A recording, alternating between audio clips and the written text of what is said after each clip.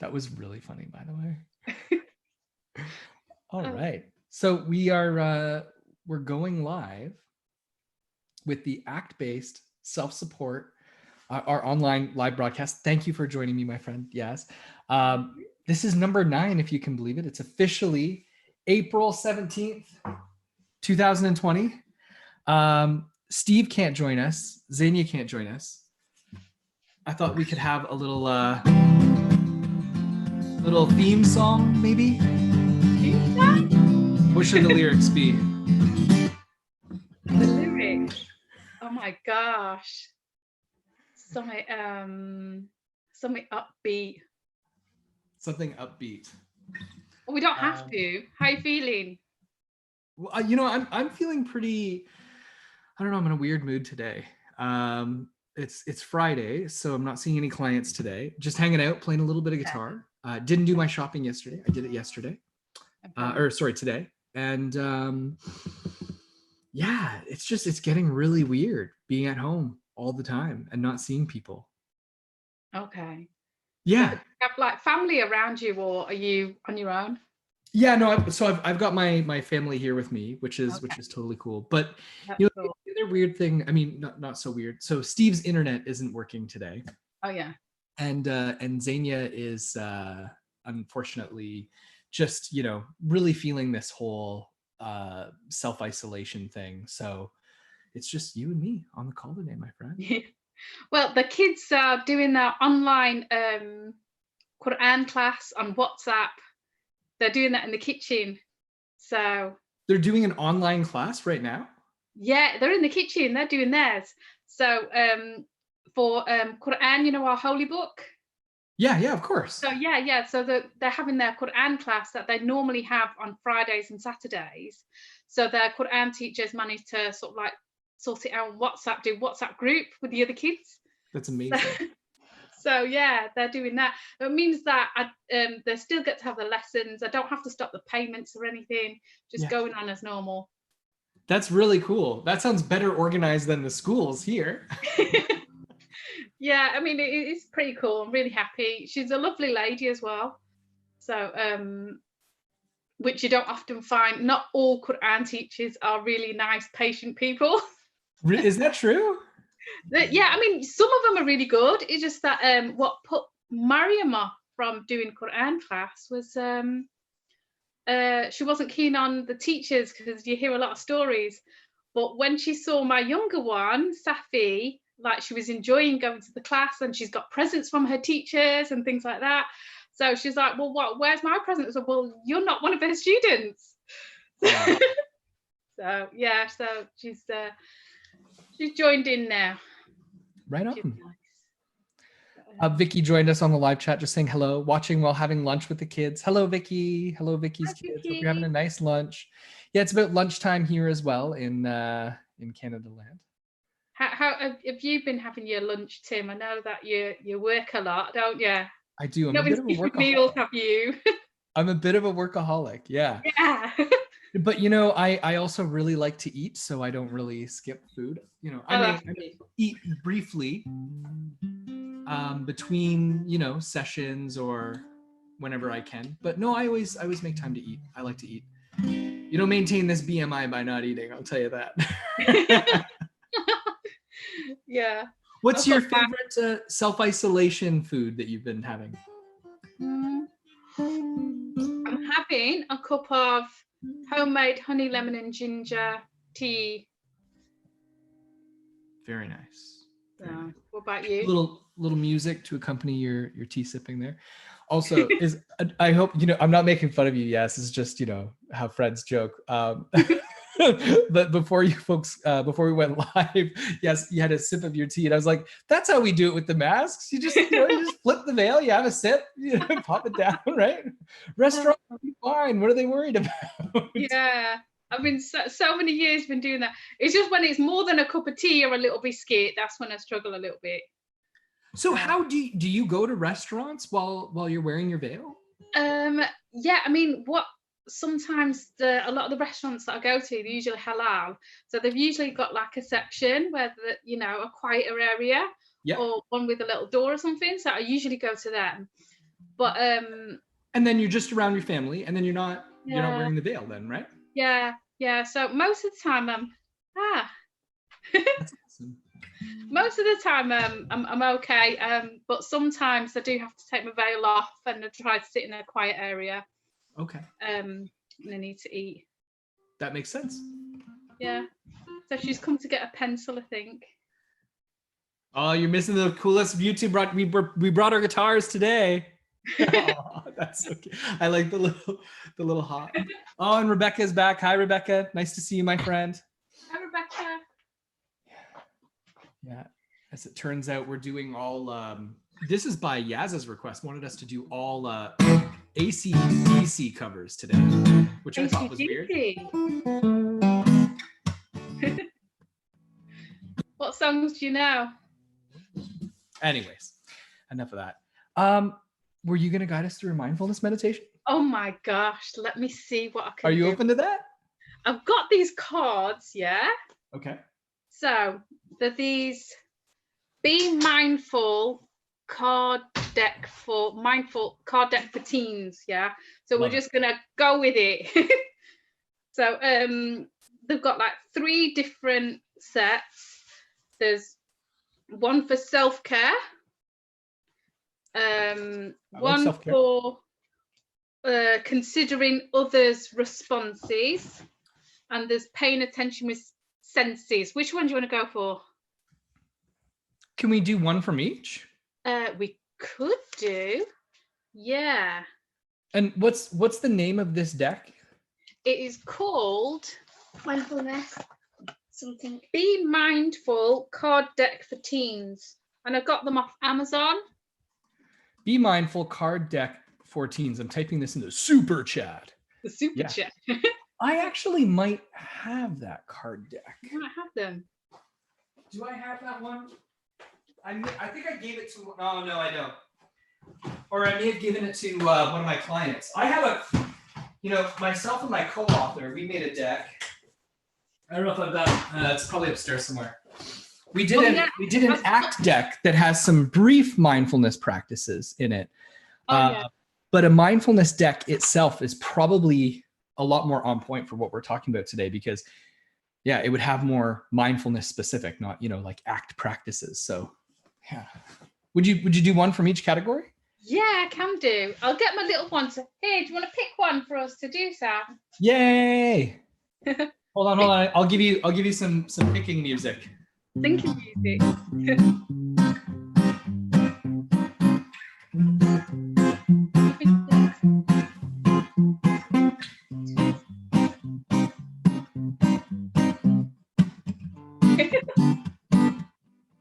Mindful bubble. Give judgments in best brain time.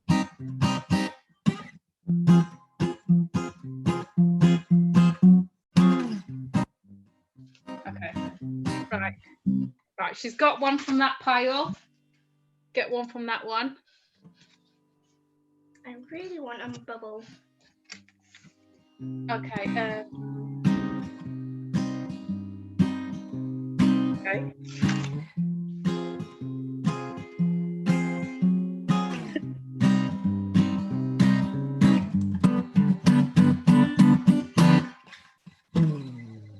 You know Jimi Hendrix?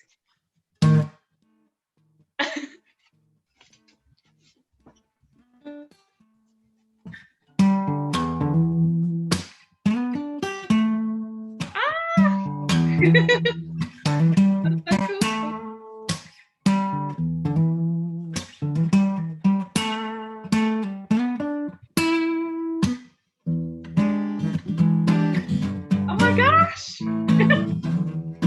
I'm kind of guessing a little bit. Oh, you got it! If you're a Jimmy purist, you'll know that I kind of flubbed a little bit of there. No.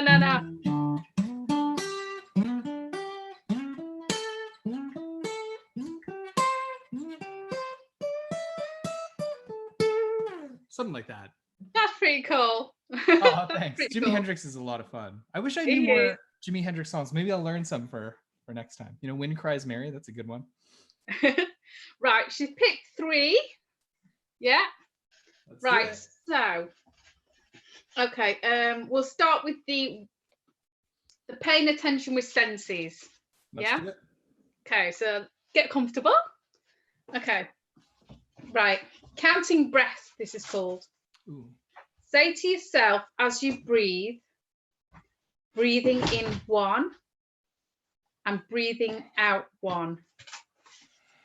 So do this until you get to 10. Yeah. So let's try this. So breathing in 1, breathing out 1, breathing in 2, breathing out 2, breathing in 3, breathing out 3, breathing in 4, breathing out 4, breathing in 5, breathing out 5, breathing in 6, breathing out 6, breathing in 7, breathing out 7, breathing in 8, breathing out 8, breathing in 9, breathing out 9, breathing in 10, breathing out 10. Okay, and the recommendation here is that when you are stressed, you can count your breaths and help calm you down. Love it. Yeah. And So, I like that we didn't hold, that was a great one. I like that we didn't hold it for the full length of the count, because Yeah. I would have been desperate for air. So that was beautiful. I actually felt my heart rate slow down. That was very nice. Thank you for picking that, Safi. That was a good choice. Okay. Okay, this is something to maybe put yourself in a situation where you're thinking about something that's happened before or what might happen in the future. It says mindful bubble. It says imagine a bubble around you when you're having a disagreement with someone. Ooh. Yeah. So so you're in a bubble, you're having a disagreement with somebody. Think of this imaginary bubble as space between you and this person. So it can give you time to pause, think about how you're going to respond. It gives you the little bit of space. So imagine how you'd respond to this person you're having a disagreement with, and give yourself that time. Yeah, that's a good one. That's a very good one. Yeah, that's a good choice, Safi. Okay, positive and negative self-talk. Okay, so we often don't let our positive self-talk stick, but worse, we don't let go of our negative qualities. Think of 3 positive qualities you have. So think. Can we each go and share 3 positive qualities things that we like best about ourselves? Yeah, that would be cool. Who wants to go first? You can go first. No, not it. Do you want to go first? Okay, she's got 3. Go on. Flexibility, double jointed, and cuteness. Oh. Yeah. Thank you for sharing that. You're so awesome. Thank you. I'll share 3. So I really like how patient I am. I'm really good at being patient. I like that am musical and that I can play guitar. And what else? What's another quality that I like about myself? I really like laughter and my sense of humor. So I really like that about myself as well. Yeah, those are, I agree with those. Those are pretty cool qualities you have. How about you, Yes? What are your Me, favorite 3? Okay. Sorry? Good mother. Oh, that's so cute. She What just was said that? good, she said good mother. Oh, But good mother. Yeah. what I'd say is my response to that, I'd say I'm a good enough mother. Just Good enough. notice the edit that you have to put in there. Because I've done some courses on for women who've been through domestic abuse. Mm. And one thing that they repeatedly teach us is that you don't have to be the perfect mother. There is no thing as a perfect mother. That you just need to be good enough, because you can't be perfect all the time. You can't be, you can't be on top of everything all the time. So just being good enough. That's good enough. Do you know what I mean? You know, that's really touching my heart right now to hear you say that. Oh, I'm glad it is. Yeah. But they really do like try to get us to understand. So don't give yourself such a hard time. Yeah. Give yourself a break. Well, and it's funny because at first when you had said good enough, I wondered if that was like you trying to like, downplay the being a good mother thing, but then just hearing how you describe that, that's really beautiful. Yeah. Yeah. But then, yeah, I mean, the thing is that the concern is children that like to think their parents are fabulous. All kids like to think their parents are fabulous. Don't So, we think our kids are fabulous though? yeah, we do. Yeah, that is true, actually. That is true. That is true. Yeah. So, the good enough mum. Mhm. I'm definitely not boring. You love Definitely not. Really. And what else? What else quality would I say about myself? You don't play in Candy Crush too much. I want something that I do rather than I don't do. So yeah, I'm open to new ideas. So. Oh, I agree with that. I would say in all the years that I've known you, you've most certainly never been boring. And you are for sure a very open to new ideas person. Okay, I experience you that way. Thank you. So the last point that you had made about being cute, Rebecca says definitely a cutie with an exclamation mark and a smiley face. Oh. Yeah, she's still got a hijab on because she's not had her lesson yet. She's waiting for her sister to finish. No, I've had my lesson. Oh, you've had yours? Yeah, I'm waiting for Marion to finish. Oh, Mariam's still having hers. Okay. That's a very pretty hijab. I like the colors. Yeah. Thank you. Oh, yeah, there's still more. Yeah. Oh. Yeah, I didn't realize. Keep going. It says when negative qualities arise. So we think about these positive qualities, and yeah, I didn't read this bit, and yeah, when I was thinking about it, I had these negative things that were popping up in my head. So it says when negative qualities arrive, remember or silently repeat these positive qualities when you think about your negative ones. So yeah, so it's like positive affirmations, isn't it? Absolutely. Cool. Yeah. So that's my 3 cards done. So Love that's it. my first official sort of like going through a mindfulness thing with properly with people paying attention. Usually the kids they do one card and then they disappear off somewhere. Well, I got to tell you, like, I think I like that we actually switched it up and we didn't do like a traditional like guided meditation, that we did these 3 brief little exercises, because I got to tell you, like, guided meditations don't work for me all the time and don't work for everybody. So I think it's great that, we're modeling our own flexibility and switching it up. I think it's super cool. Yeah. Very cool. So how are you two doing today? How's life? Great. Yeah. I was saying to your mom, I went shopping today. That was not very exciting. The grocery store was, pretty empty. Are the shelves packed or not? Are they quite bare? It's doing better than last time I was there, so it didn't have that freaky feeling of like, ooh, Yeah. there's not so much food here. Oh yeah, and we were sharing, what's your favorite self-isolation thing to make? So you were saying tea. Oh yeah, I like tea. It says offline, but I'm definitely not offline. You're definitely not offline. Definitely not. What's your favorite thing to make, Safi?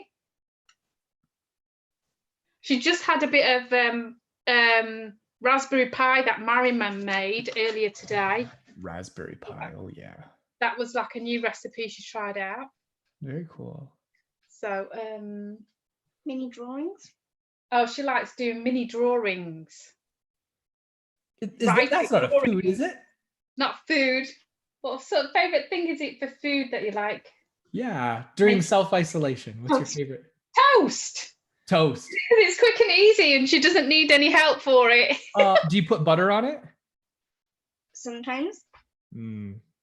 How about cinnamon? I love to put cinnamon on my toast. Oh, that's an interesting one. Should we try that? I love that look. Are you for soup? Cinnamon! Wow. The jelly bean cinnamon one is horrible enough for me. Oh, okay. Ooh, jelly bean cinnamon? Yeah, she doesn't like it, so I think she's thinking she'll stay away from the cinnamon. Gotcha. Yeah, the shops over here are kind of they seem fairly well stocked. So that's why I didn't really mind picking up what I needed yesterday. Yeah. So they seem to have quite a bit on the shelf. I noticed all the flour was gone. Because everybody's baking. Yeah, we were talking about that. Yeah. So I was like, oh, okay. I managed to get some cocoa powder though, because both my older girls, my older daughter, the 17-year-old, and Mariam, they both asked me for cocoa powder. Yep. So I was like, okay, I better get the cocoa powder. But everything on the shelves were quite well stocked. So it's good to see, because they're sort of like restricting what people can buy, but then because of that, everything's generally quite well stocked. That everyone needs, which is quite good. Yeah, that's great. It gives you a sense of food security, right? Oh yeah. Rebecca was saying her favorite 3 qualities: love to learn, caring, and people say I'm observant. Oh, that's really good. Vicky says, I like the way I value empathy in my relationships with others and with myself. I'm proud of my commitment towards my training. I'm a marathoner. Whoa, like a marathon runner? And I like the way I help people to manage their conflicts. And Ollie says, tea! Exclamation mark. He's clearly it's a very British thing, very excited about tea. Yeah, we like our tea. Yeah, we definitely like our tea. Absolutely. We need a few cups a day, usually, the adults. Mother, speaking of tea, question, why haven't I had any tea in my mug yet? You haven't had any tea in your new mug? Okay, I can make you some in a bit, yeah? What's your new mug? Do you want to go and get your new mug? Because it's her birthday on Sunday. So when I was shopping yesterday, I saw a really nice mug that I thought she might like. So she's going to be 10. So that's such a fun age. Yeah, and she's my youngest one. So my youngest one coming 10. It's like, wow. Oh. And Ollie says, say hello to my little friend. Oh wow! It's a unicorn. A unicorn. Yes. Oh, that's beautiful. His name is Jose. Oh, it's a name, Jose. Yeah, Jose. Okay. His name is Jose. Yeah. Love it. Love it. Love it. Ollie, we got to get you on here sometime. We can play guitar together, my friend. And Vicky says, yes, she's a runner. Cool. I have a marathoner here. Nice. Very cool. Nice. I wonder how she's managing. How are you managing? Yeah, I wonder, are you running, Vicky? Yeah. Well, I know that Vicky's got young kids at home to take care of as well. So I'm sure that can put a damper on getting out and exercising. So my favorite self-isolation thing that I've been cooking, it's been pretty cold. I barbecued once. I'm looking forward to getting into the backyard, open up barbecuing. That'll make self-isolation much more manageable. Oh yeah. I would love it, if I could have everybody over for a barbecue sometime soon. It'd be nice. Oh, that would be amazing. Oh, I'm sure you'd enjoy that. Oh my gosh, a big barbecue. Although so many of us are scattered all over the planet, I'm sure it's not, not feasible. Not feasible. Yeah. Vicky says she's running early in the morning. That's what she's doing. Right on. Vicky, Okay. keeping up your running. And so I've been making some coconut curry with some naan, and that's just been totally hitting the spot during self-isolation. I can imagine. That sounds really nice. Yeah, it's been delicious. Oh, Jose's on your head. That's a cool mug. And you haven't used your mug yet? No, except for mini eggs. Oh, she used it as a bowl for her mini eggs yesterday. So when do you turn 10? 2 days. 2 days. In 2 days, it's going to be your birthday. Mm-hmm. Happy birthday. Oh my gosh. Wow. That's really cool. Yeah. I remember being 10. It's a fun age. Is it a fun age? Kind of. Okay. Yeah, it's kind of fun being 10. I think once you get to 11, you start. The reason why it's probably not fun to be 10 is when you get into year 6 and you have to do SATs. Oh, yeah. Tests and stuff. So, but you've got to look forward to your residential trip. They've put it back to September because you were supposed to go on a residential trip. Okay. Yeah, in the beginning of April, but obviously they had to cancel that. Yeah. So what they've done is they said they've postponed it until September. So I'm hoping everything will be okay by then for the kids to go. So should be going then. Was it two nights and 3 days? Well, I'm pretty sure. Yeah, 2 nights and 3 days. Okay. Yeah. She'll have a little packed little wheelie suitcase and stuff and sleeping bag and everything. And go off with all your classmates. Yeah, I remember those days. That's so cool. You know, what would be really interesting is for you to look back at these videos to see yourself years from now and what life was like when you were in self-isolation and how life has changed in the future. Sometime way before isolation, then me and my cousin was thinking about making a video, then years later looking back at it and thinking about how we looked back then. Yeah, I think that's a great idea. A really great idea. Yeah. I grew up in an area in an era where video cameras weren't that accessible, but where I made audio recordings. So I have all these like old cassette tapes of like road trips that I went on with my family. Wow. Yeah. It's pretty That funny. sounds so cool. So do you listen to them now and again? Every once in a while, just for a trip down memory lane. Yeah. That's so cool. Yeah. Really cool. Yeah. I have an old video from my teenage years of a band that I played in. We used to play like old 80s covers. And a buddy of mine dropped it off in my mailbox a couple years ago, and I scanned it and I sent it to all my buddies that I used to play in a band with, and it was wow. Yeah. How old was you then? Oh geez, well that would have been when I was a teenager, so like 16 years old. Yeah. When you were 17. playing in a band. Yeah, I was playing in a band. Yeah. Cool. Yeah. I remember when I was about 10. At school, I used to be the leader of our mini rap club. No way. No way. There was like 3 or 4 of us, and I was like the main one. And what I used to do is that I used to get some of the more current raps that were going on, and I used to change up the lyrics and stuff and things like that. And then they got us to perform an assembly. I can 100% picture you doing this, by the way. I really can. So embarrassing. It was embarrassing, but it was kind of fun at the same time. And it was really nice that it's something that we just sort of like used to do in the playground. But yeah. the teachers sort of like recognised that we used to enjoy doing it and we're like performing and stuff. So they said like, come on and do it in assembly and stuff and things like that. I was like, wow. So I was bringing a bit of the urban to the suburbs, because it was a bit quite an I wasn't on the inner city when I was younger. I was in sort of like the a very English area. Was a lot of hardly any Asian people. I think in our school there was like one black kid, 2 Asian kids, and that's about it. And that's it. Yeah. So yeah, so it's kind of like kind of new to them. Do you know what I mean? Of course, yeah. Kind of cool. Well, how about now? What's the community that you like? I know you live in Birmingham, but like, what's your community like now? Yeah, it was a big, massive culture shock when I moved to Birmingham, because there's a lot of Asians, and it's a lot of traditional Asians as well.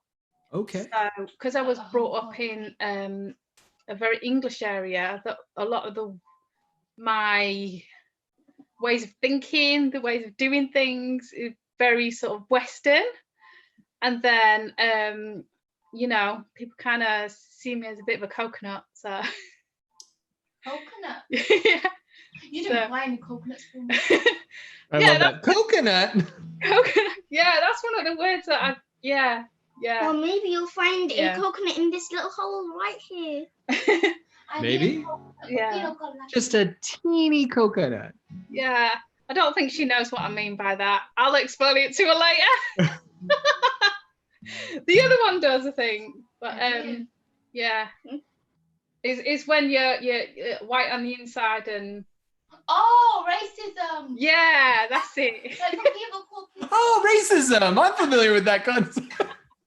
some people call each other Oreos. Yeah, people. Yeah. Oh, that's a new one. I didn't know that one. Yeah. I grew up. A friend of mine, who's black, was called an Oreo.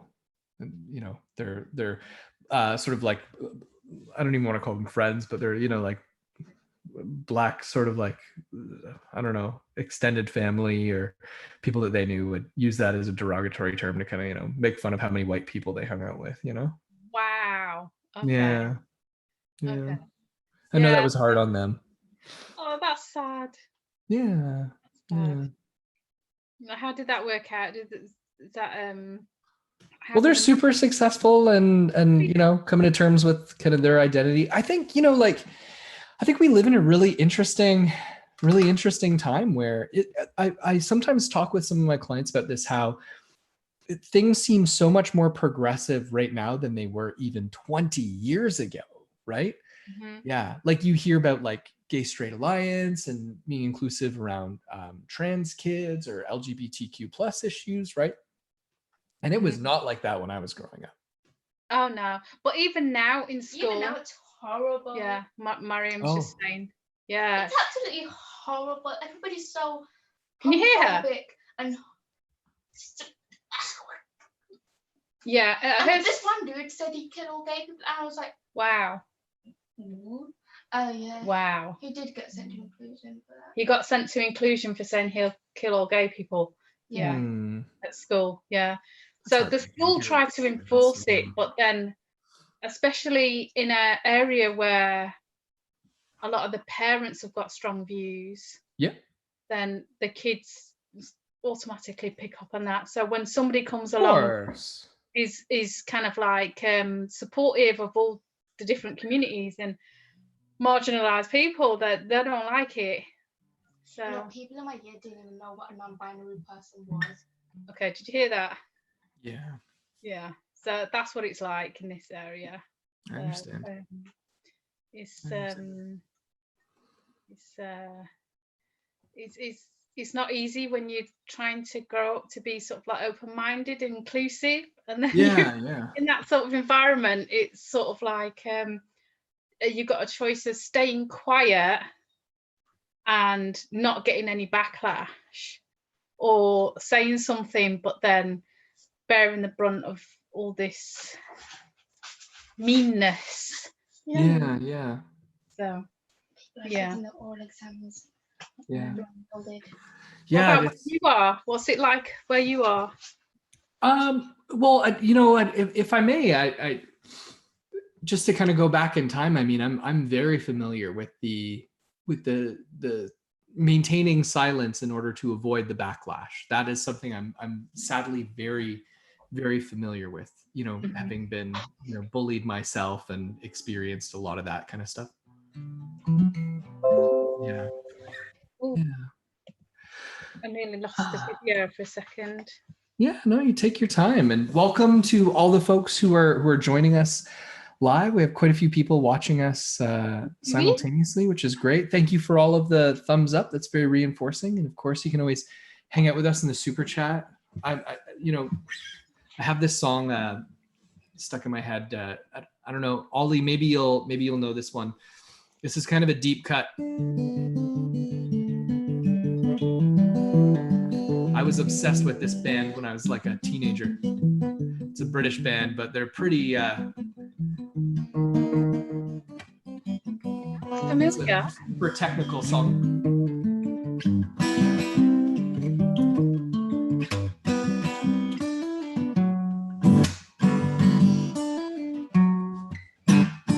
Anyways, let's see if Ollie can identify it. You probably don't know that one, do you? Yes? Oh, you're not going to tell us? No. No, I'm going to wait and see if Ollie knows what song it is. It's a pretty deep cut. Do you know what it is? I don't know what it is. It sounds familiar though. Yeah. But, I'll give you a hint. I know the broadcast is delayed a little bit. It's from an album called Drums and Wires by a band called XTC. Yeah. Super nerdy, old school, 80s kind of band. 80s band. Yeah, I should remember what it is really, because I'm 40. So I should remember. I like that. I don't know. It wasn't a super popular album though. I think it was popular amongst music nerds, Yeah, but the thing is that I was a proper music nerd when I was younger, because my older brother and sister, Listen to metal. they weren't living at home, and they had like quite a lot of outside influences to do with music. So okay. So that's how I know about like Jimi Hendrix and stuff. And oh, like yeah. So it's like my sister, she actually, before she started practicing Islam, she was sort of like into the music stuff. She used to play guitar and stuff and things like that. And my brother did it a little bit, but my sister was more into it. She was in a band, but she used to sing and stuff. Yeah. And she's like totally the other way now. It's like, no, because from a religious perspective, some people hold the opinion that it's not allowed music. Okay. Yeah, so it's like she's more of the sort of like stick to that sort of thing. Whereas so, hang on, are you familiar with Nusrat Fateh Ali Khan? He's an Islamic singer. Yeah, he's pretty cool. He's like Muslim Elvis. He's like the dope. Yeah. I loved his music when I was younger. Yeah, I mean, you know what? When I first, because I knew about him before, but then when I thought he was cool was when one of his tunes was in Natural Born Killers. Totally. Yeah, that was like my favorite movie at the time. Yeah. And I was like, I was a bit disturbed with myself a bit later on. So why is Natural Born Killers my favorite movie? Is something wrong with me? Yeah. All of that stuff is like in this like Phrygian mode kind of scale. It's like very like, very exotic sounding and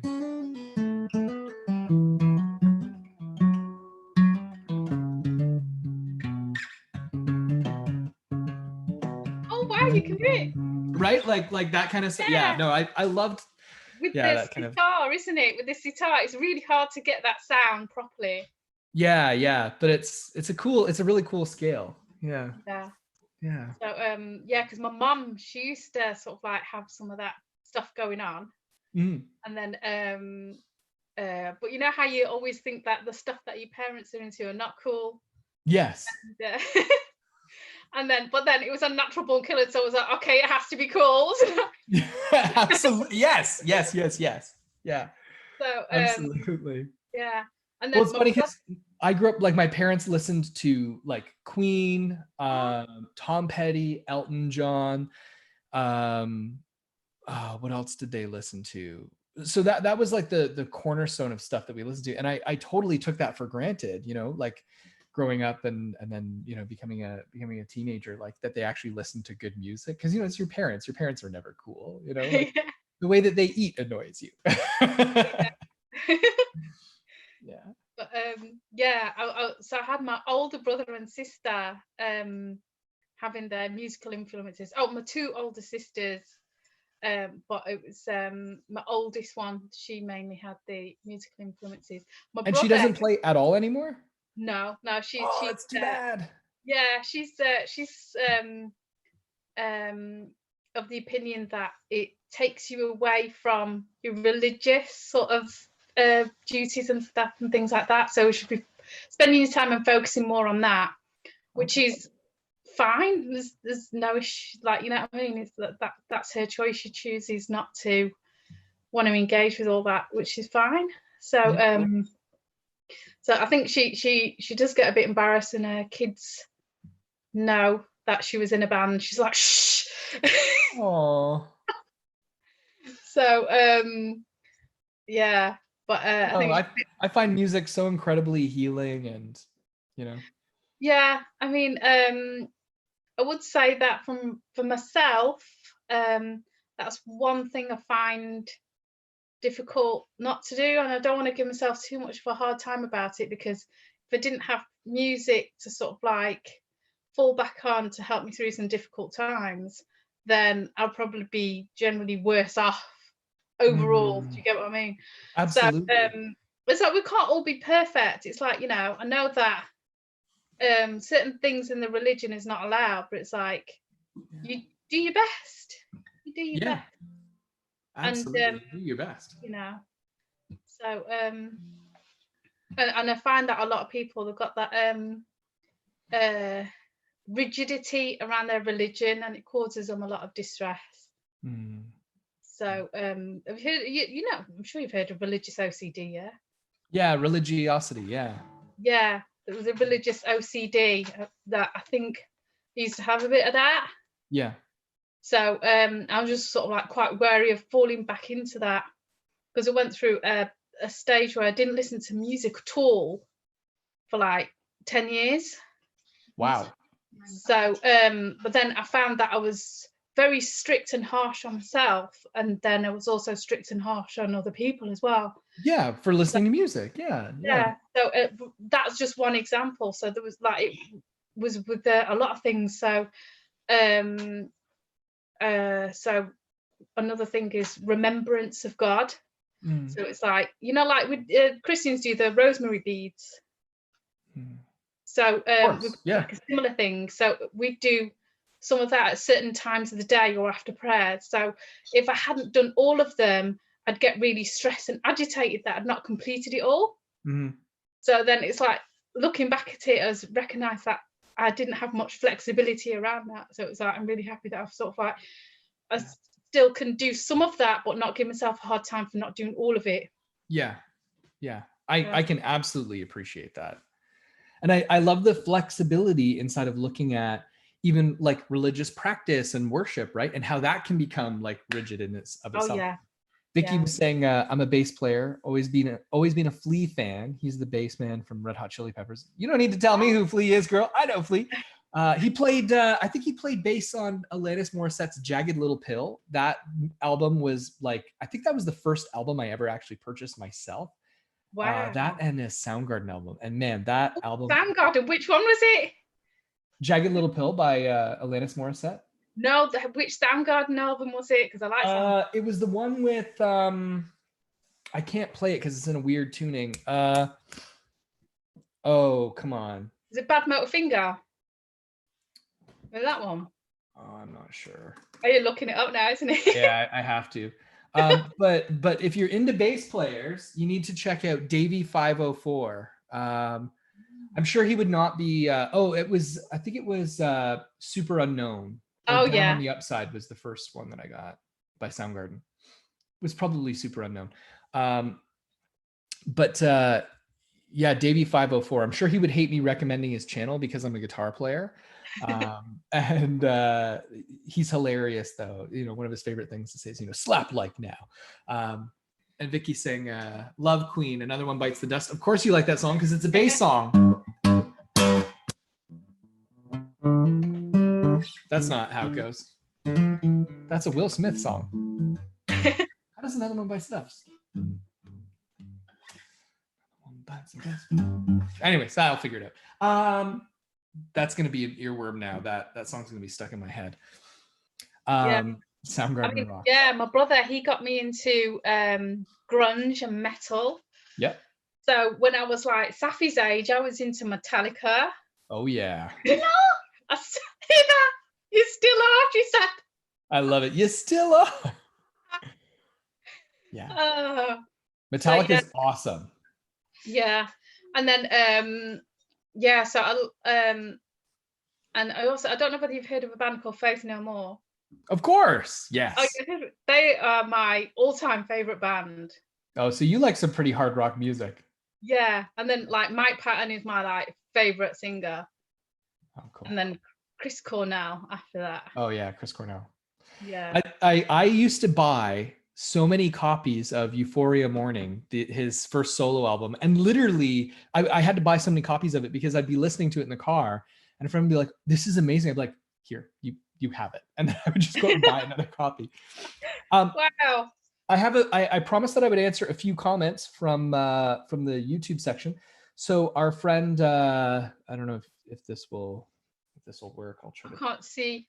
I'll dial down the brightness. I'll look on my phone. I can check it on my phone. Adiyar, Adiyar says, "Hi Tim, I was wondering, hi Adiyar, if you had any tips to try and share core ACT concepts with a relative." Absolutely. She's not really into reading, suffers from fibromyalgia. My mother suffers from fibromyalgia. I completely understand how difficult that can be. Major depression, as well as chronic shoulder and back pain due to injuries. Yikes. It sounds like that relative of yours is really struggling. She only speaks Spanish as well. Have been trying to teach her some of the core ideas about ACT, but it has been difficult. She does not have access to a care professional and lives in a third world country. Wow. I'm hearing a lot of intersectionality here, right? Yeah. I feel like she could really benefit from some of the concepts and practices, but I'm having trouble breaking things down for her. Any tips? Oh, so first of all, tips, absolutely. ACT is the way that we teach ACT is really not an effective way of doing ACT. So here's what I mean by this. I know you're almost 10. Can I use you as an example? Yes. Do you know what the word diffusion means? No. Exactly. It's a totally made up word by Steve Hayes and his cronies. So instead, what I would suggest, rather than talking to people about technical things, this is something that a brilliant 10-year-old can get. What is important to you in your life? Family. Friends. Then religion. Yeah.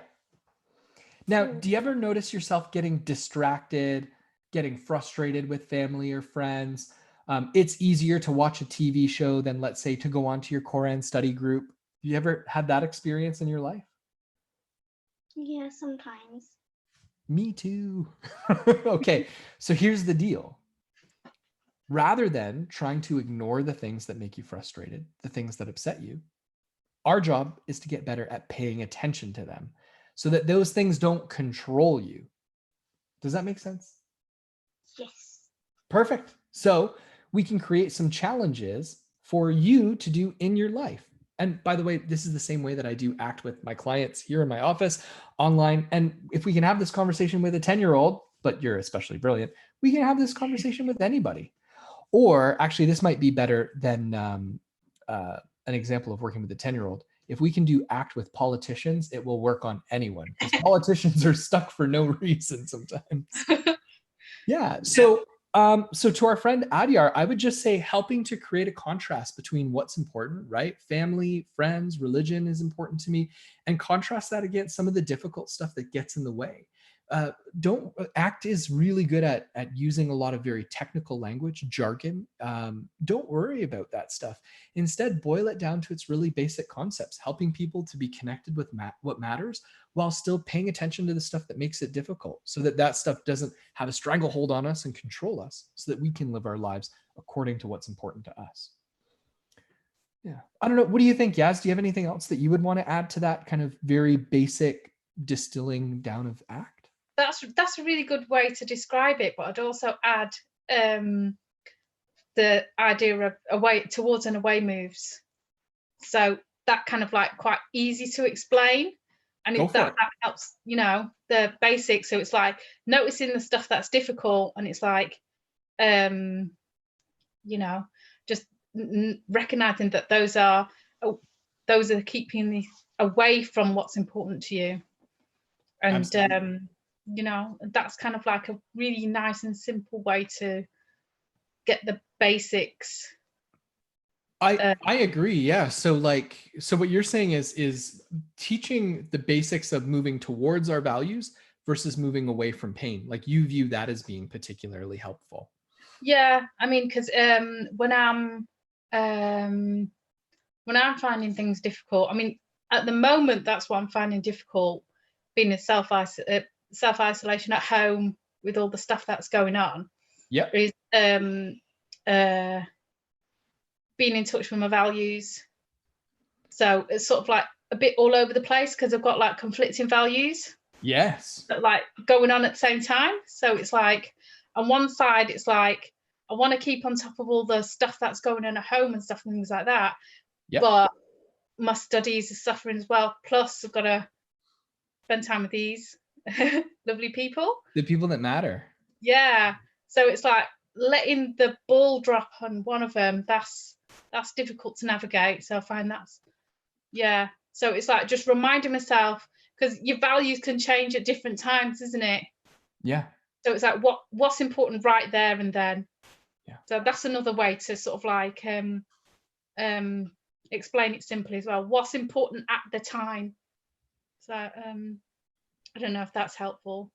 I think that's absolutely beautiful. Yeah. Yeah. So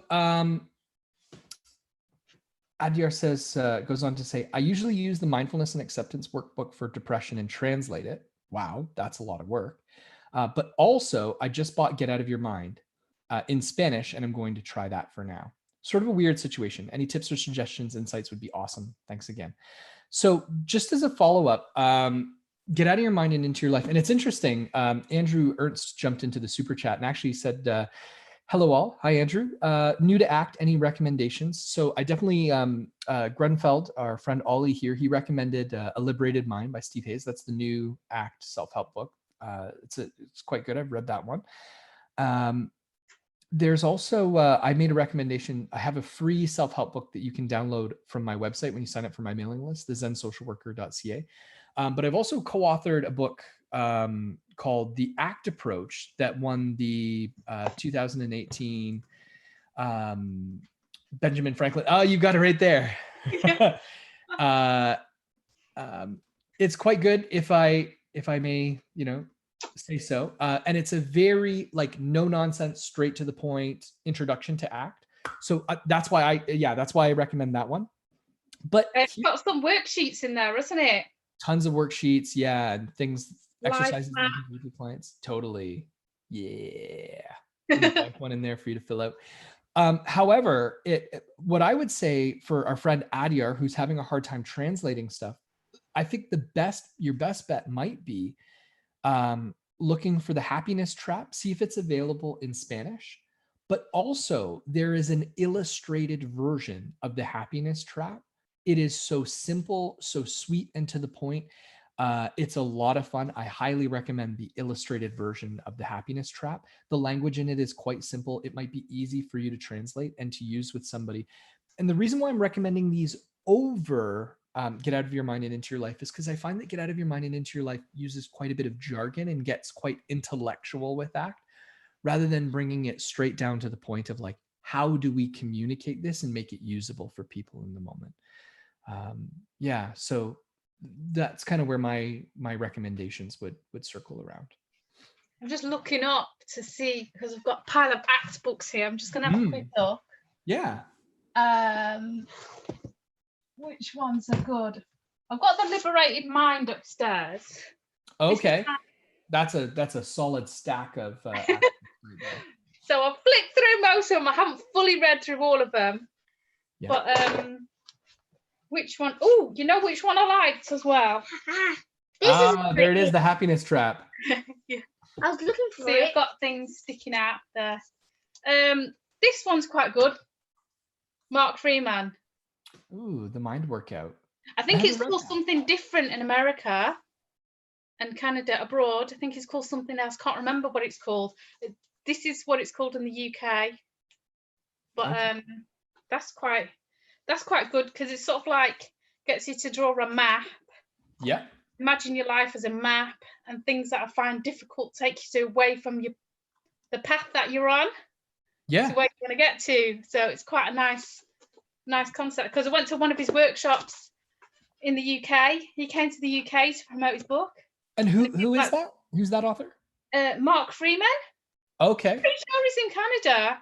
I think I know Mark Freeman. I'm pretty sure you know him. He's a bald guy. Yeah. I met Mark. Yeah. So he's pretty cool. Yeah. So He's a very sweet guy.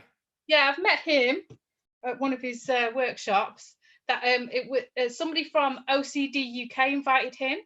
Oh, brilliant. Yeah, because he used to run and maybe he still does, an OCD channel, like a YouTube channel. Yeah. I've subscribed to that. It's quite good. So he's got some quite good videos on there. Oh, So right on. Shout out to Mark Freeman. That's really cool. Yeah. So there's another one here. Act Made Simple. Mm-hmm. Yeah. This is the one that reminds me of Raindrops. Raindrops. Yeah, actually, my uncle recommended this to me because my uncle, he's an art therapist up in Manchester. Okay. So that's how I got interested in ACT in the first place. So when I was going through some difficult times, my uncle recommended the happiness trap. Yeah. But one of the difficulties I found with that one was that because I was going through quite a difficult time, I'd get to one of the activities that I needed to do, and I found it too distressing, so I used to fall asleep. It's literally shut down. Yeah. So that's when my uncle, he recommended, look at this one. Act Made Simple. Yeah. So and that book is so popular. It's now in its like second edition. Yeah. What, this one? Yeah, Act Made Simple. Yeah. Right. Now, there's one more question that we have, which was from Yusep, actually just a couple hours ago on my what is the Act Matrix life map adaptation video. And Yusep is asking, I see that you usually ask what content we want or which questions we have. Absolutely, because I'm here for you folks. This is all about, doing what is helpful for you. If you were to say, hey, Tim, we want, more videos of you just chilling and playing guitar. Okay, I'll hang out with my friend Yaz and her cool kids and we'll just hang out and play guitar. However, that's not what Yusuf asked for. It says, I'd like to see some tips on how to overcome procrastination and perfectionism from an ACT point of view. Oh, yes. Let's talk about overcoming procrastination. First things first, procrastination is a behavior that we would probably classify as an avoidance behavior. And what we mean by avoidance is you get some negative reinforcement from it. Do you two ever engage in procrastination? Procrastination is my one talent. That is my one talent. Thank you. That was hilarious. It's my one. Talent was knowing many, many songs. I also love. Well, so procrastination, the first thing that's important to know is that negative reinforcement, we continue to do it because it's actually reinforcing. We do it for a reason. So understanding that your procrastination, you're doing it not because there's something wrong with you, but because it feels good in the moment. If I may use a bit of a crude example, it's like having a mosquito bite and scratching it. You're not supposed to scratch it, but it feels so good to scratch your mosquito bite. Or how about right now in the time of the novel coronavirus, I've washed my hands and I've been home for quite some time, but touching our faces, right? that's something that we want to learn how to curb that behavior. So when you have an itch on your nose, or you feel your nose is a little bit runny, perhaps you've been outside and it's cool, or you have allergies like I do, rubbing your nose can actually feel very reinforcing in the moment. And so it takes away that sort of negative itch or that experience. So rather than looking at no more procrastination, instead learning how to work with procrastination. So what I would recommend is actually focusing on what is it that you want to be doing, break down why is it important, what are the values behind that, is it actually something that's personally meaningful to you, and then take that a step further. Break those behaviors down into smaller bite-sized pieces. What can you do that will meaningfully move you towards those values, towards that project that you want to get done, towards that goal that you may have? And then rather than saying, I'm not allowed to do any procrastination at all, create pockets of time, schedule yourself to do, let's say I wanted something that I wanted to do today was complete writing a chapter in a book. But Fridays are kind of my day off, and I might want to hang out with the young ones and have some, family time and play guitar, hang out with my friend Yaz and her cool kids on YouTube. So what I'm going to do is I'm going to give myself a set amount of time to do that, and then set an alarm, schedule in time to sit down and just do 10 minutes worth of writing.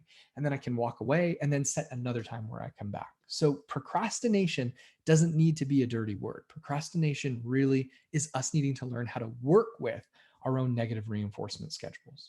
What do you want to add to that, Yas? That's really helpful, because that's one problem I've been having, especially with my university work. Yeah. Because I'm finding at the moment I don't have like a good solid stretch of time, what I'm used to, where I can just focus on my work. There's always something going on, and I find it difficult to get, sit there thinking. So what I end up doing is sitting on my phone and playing Candy Crush, and that's not really of value to me. Being on level 500 and something is not important. Sure. So you're on portal 10. Yeah, portal 10 or whatever it is. You're almost at portal 11. Yeah, it's not important. So it's like, it's good to be able to focus in. That's really nice where you've broken it down. I like that. Thank you. Yeah. And can you recognize the reinforcing qualities of just hanging out on your phone and playing Candy Crush? Oh yeah, it's very satisfying. Totally. Yeah. Especially when you beat the Jelly Queen. It's very satisfying. So I didn't know that was a thing, by the way, that there's a Jelly Queen, and that's funny. I've never played Candy Crush. But yeah, it was really nice the way that you broke that down. So I'll give that a go. I will. Yeah. Very cool. Very cool. And then the other piece that Yusuf was asking about, procrastination and perfectionism. Now, perfectionism can be an interesting, very difficult beast, because perfectionism can get in the way of actually doing things at all. Forgive yourselves, you two, if you've ever had the thought like, well, I'm not going to do this because I can't do it properly. My mantra is done is better than perfect. Totally. So Steve, his internet crashed today. He can't be here on the call with us. Zania, she's kind of feeling this whole self-isolation thing and needs to take care of herself, which is totally cool. I didn't even know if you were going to be able to join us today, but I just grabbed my guitar, grabbed my bottle of water, by the way. Man, how long have we been running this broadcast? We've been going for 63 minutes. I haven't had a sip of water, so water in, water out break, everybody. Yeah. I've been having my cup of tea, so I'm all right. That's right. You have been. Yeah. But my attitude was being here is important to me. So I'm just going to show up. I'm just going to roll with whatever is here. And we've had some really nice chat in the super chat. We've got to see your cool unicorn mug and chat about turning 10 years old. Yeah. We got to have a little bit of show and tell with our books. I mean, we're just being flexible and rolling with it. Flexibility is the enemy of perfectionism, because when we're flexible, it doesn't allow perfectionism to rule our lives. Flexibility really encourages us to just be sensitive to what is it that's actually here for us? What can we roll with,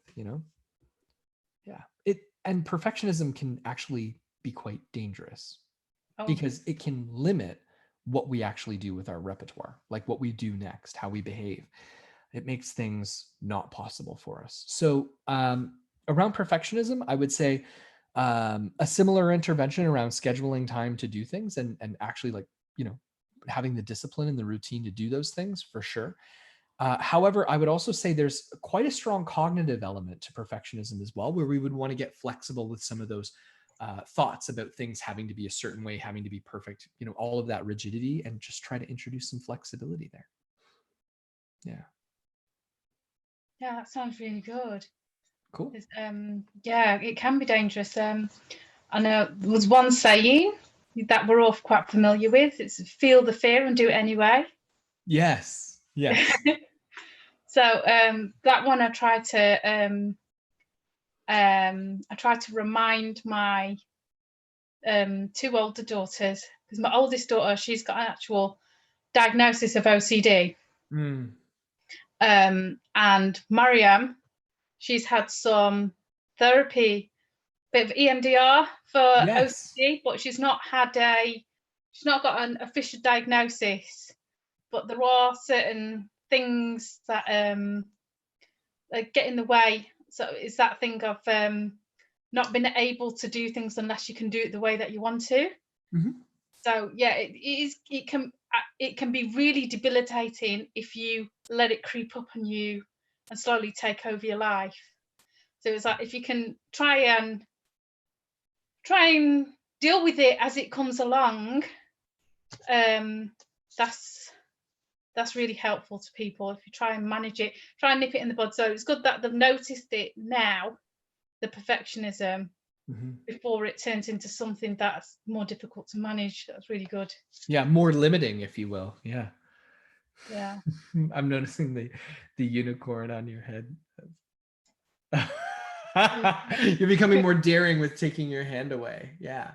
I mean, little things like I've noticed this one did the other day. She didn't want to. She felt the need that she had to, in order to come out of the kitchen. She wanted to go the way that she usually goes, and she got quite upset when my mum was sitting there. My mum moved out the way so I could sit down because my back was hurting. So my mum sat in the other seat to make it easier for me. So Safia, she was a bit upset because she couldn't go that way. Yeah. And she literally waited there and stood there until my mum had finished from where she was sitting and she'd moved out the way. So she didn't want to stay in the kitchen, but she felt the need that she needed to do it that way. Totally. So I was like, I noticed that difficulty. I was like, oh. So it's things like that. If you allow it to go further, that might cause a bit of a... It's been building up for a few years. Been building up for a few years, she said, so it's difficult. That's I can be that way too. Yeah. Absolutely, I can be. Yeah. Oh, Rebecca says, thank you for the flexibility you're talking about is helpful. I'm trying to navigate how relationships work online and want to do it perfectly. It's helpful to understand to be flexible. Oh yeah, we've I would argue navigating relationships in general. Vicky earlier was making reference to like some nonviolent communication. Excuse me. And I absolutely, like, that's been a huge boon for me, like negotiating relationships, because I tend to be like a people pleaser, the type of person who will get really stuck in trying to make other people happy or trying to do things for other people when it can come at a great cost to myself. And I would say like we can apply this flexibility everywhere, because flexibility can involve sometimes like being assertive and making up, like I love this idea of like feeling your fear and just doing things anyway, or noticing that someone is blocking the way in the kitchen, because life would just be so much easier, wouldn't it, if people just got out of the way in the kitchen. But being able to notice that, like, you're uncomfortable with the fact that you can't take your normal route. I think that like our trips to the grocery store, living in close proximity to one another and not being able to get outside. I think these are great opportunities for us to practice this right now. I've been practicing it myself and noticing, that I'm a lot more comfortable because I'm practicing that awareness that you're talking about. Yes. Yeah. And I think it's cool. Like you said, like it's been building up for a couple of years. So yeah, let's learn how to pay attention to it so that it doesn't get out from under you and control you. Mm. Very cool. So before we wrap up for today, I've got to say, like, I could keep going for hours. This is a riot, just hanging out with you folks. I hope that you'll come back on Monday. Yeah, we're gonna definitely, we'll say we'll come. If there's any issues, we'll let you know. Yeah, it'd be great to see you folks on Monday. Yeah. So how about this? In order to wrap up for today, why don't we do a little bit of a movement practice that I can guide us through? Would you two be willing to do that? You try? Yep. Yeah. Yeah. Okay. Okay. So I'm going to make my camera angle just a little bit wider here. There we go. Going in, Maria? No. Okay. That's okay. Movement practice. Yeah, just a little bit of movement practice today. We'll do something a little gentle. Yeah, just to get us warmed up for our weekend. I like the. So what I'd like to invite us to do is we're just going to start, with a little bit of whatever your body needs. So whatever kind of movement your body needs. If you need to, I'm just going to sit closer to the edge of my chair, just kind of roll through the shoulders, wag through the hips, through the neck, whatever you need to just loosen up a little bit right now. Dilly jump. Yeah, jump around if you need that. Yeah. And just give yourself a moment here to feel what your body feels like. Notice if you're feeling any tightness, any stiffness anywhere. I'm noticing that that my fingers are feeling quite tight today. Same with my shoulders. I think I've been leaning over this desk a little bit too much. Yeah. And if you're willing, I'd like to invite you to just let your arms go heavy. Let your arms feel nice and long. And then maybe dropping your vision, letting your head go heavy. Let your head bow down. And then take a breath in. See if you can rise up through your chest. Find some length in your torso while you let your head and arms hang heavy. And then with an exhale, maybe hinge at the hips. And if you're sitting, you can do this as well. If you're standing, folding all the way forward.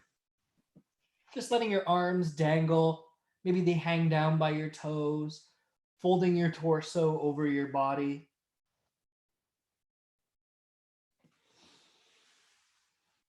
And just allow your arms to dangle, just kind of almost like a rag doll. And then very slowly, and I mean this slowly, vertebrae by vertebrae, lifting up, coming up very nice and slow. Really take your time. And if you need the extra support, bracing your upper body by pressing your hands into shins or thighs to rise up. And then we'll start to bring our arms all the way up as we lift our gaze, spreading through the fingers, palms open, facing one another. Yeah. And then reaching back a little bit into just a small back bend, even just bringing your gaze back, reaching the arms behind you ever so slightly. And then reaching the arms forward. And then we're going to bring our arms in, right arm to left shoulder, left arm to right shoulder. And let's just give ourselves a big yoga hug here. Really give yourself a squeeze, pull your shoulders in. Yeah, nice and tight. Even don't be afraid to drop your head down a little, maybe putting left cheek to your left bicep or right cheek to right bicep. Even wiggling through the fingers a little, just giving yourself a yoga hug here. And dropping the arms. We'll bring our hands to heart center. And I'd like to invite you to place your thumbs, pressing them into the chest a little bit, just feeling your body here, feeling yourself breathe.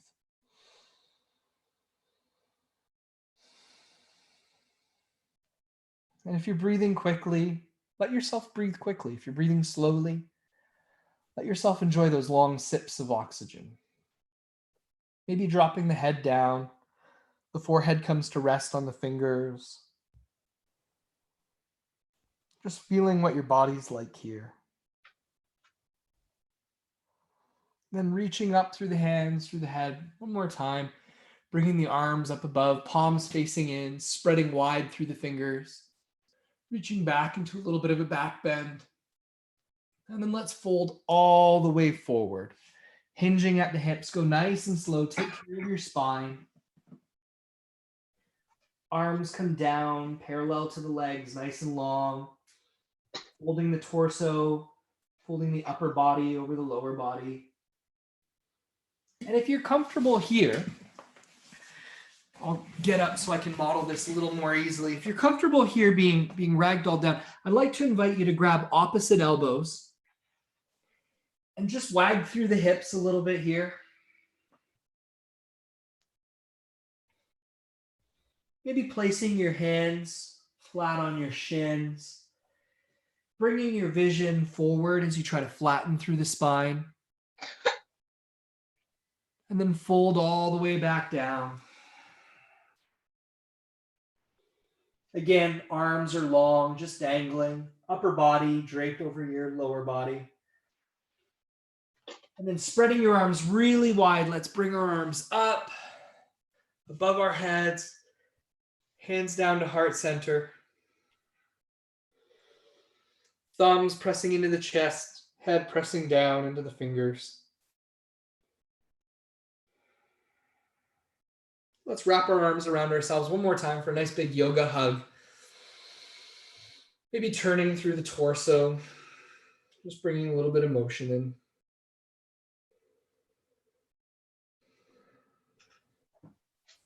Just taking a moment here to brace ourselves, to hold ourselves, and to really appreciate the fact that you showed up to this session today, to this online support, that you are here, that you're alive, that you've made it through another day with us, and that we're here for one another.